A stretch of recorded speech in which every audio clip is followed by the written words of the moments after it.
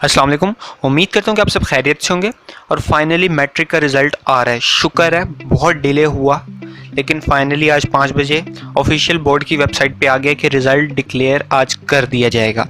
तो अब बात आती है कि रिज़ल्ट किस तरह से आ रहा है। पहले तो हमें मार्क्स मिलते थे, लेकिन इस साल ग्रेड का सिस्टम आ गया ड्यू टू कोरोना पेंडेमिक।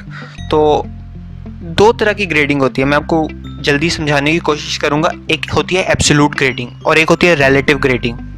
तो अब आपका जो रिज़ल्ट आएगा वो रिलेटिव ग्रेडिंग की बेसिस पे आएगा। मैं आपको पहले एब्सोल्यूट ग्रेडिंग समझाता हूँ। जैसे सपोज़ एक बच्चे के मैथ में मार्क्स 75 में से 70 आए, तो हम उसे obtain marks divided by full marks multiply by 100 कर देते हैं। इसके हिसाब से उसके जो परसेंटेज बन रही है वो 93.33% बन रही है, जो कि एब्सोल्यूट ग्रेडिंग में आती है।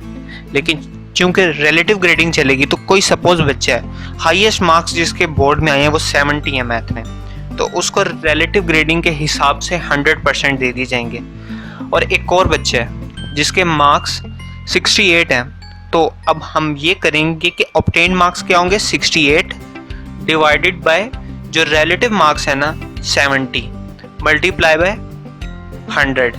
तो अब जिस बच्चे के 68 मार्क्स थे उसके रिलेटिव की वजह से रिलेटिव ग्रेडिंग में उसके मार्क्स होंगे 97.14%, जबकि एब्सोल्यूट ग्रेडिंग के हिसाब से उसके बनने होंगे 90.66 and so on round of करके 90.67% बन रहे होंगे।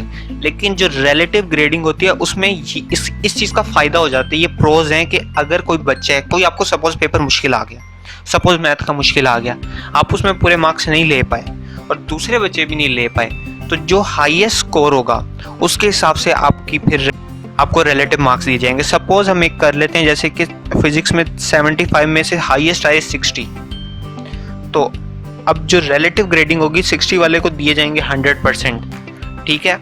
और अब कोई बच्चा जिसके 58 आए हैं, तो 58 डिवाइडेड बाय 60 मल्टीप्लाई बाय 100 किया जाएगा, जिसके हिसाब से उसके बनेंगे 96.67%। तो चाहे ये 100 में से जिस बच्चे के हाईएस्ट थे 60 थे, अगर 100 में से हम कंपेयर करें तो उसके तो 60% बनते हैं, जो कि सी ग्रेड तक जाता है, लेकिन उसे दे दिया गया 100% क्योंकि पेपर मुश्किल था।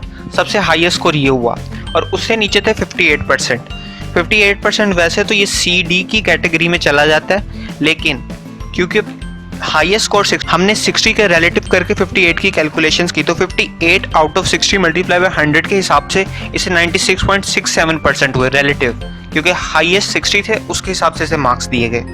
तो उम्मीद करता हूँ कि आपको समझ आ गई होगी। अपना बहुत ख्याल रखिएगा। वीडियो देखने के लिए शुक्रिया। अल्लाह हाफिज़।